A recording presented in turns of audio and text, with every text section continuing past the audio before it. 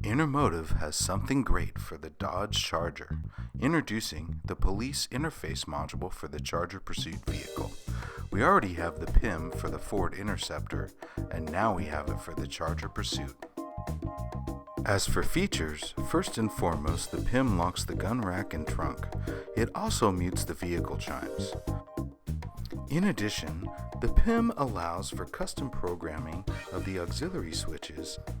You can change the switches from only being latching to momentary latching, radio, or timed. Use it to activate your lights or sirens, or to activate modules like Blackout mode or Surveillance mode. Like we mentioned, everything is activated through the auxiliary switches. Now let's show you how the added features work. First, let's talk about Chime Mute, which turns off the door chimes when the officer needs silence. And for that, Ryan Ebwan, a product engineer at Intermotive, joined me to show us normal operations and Chime Mute operations. Normal operation of the vehicle is if you open the door with the engine off, there's a chime that alerts you. And with the PIM, we can disable that chime. And now when I open the door, the chimes are muted. And this allows silent operations. Now let's talk about Blackout module, which deactivates brake lights and running lights when the vehicle is below 15 miles an hour. Now for a real example, let's go back to the parking lot. See what Blackout mode does. First of all, we have to show you what normal operations are like. So we're going to drive about 10 miles an hour and then slow down. Right now you can see the brake lights, and we're going to go.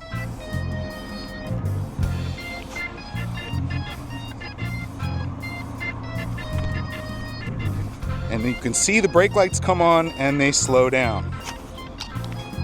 All right, now for Blackout mode, what we're seeing right now is you see the brake lights on. Now go ahead and enable Blackout mode. The brake lights went off, but just to show you that it's not trickery, go ahead and drive forward and then stop and we'll show what happens.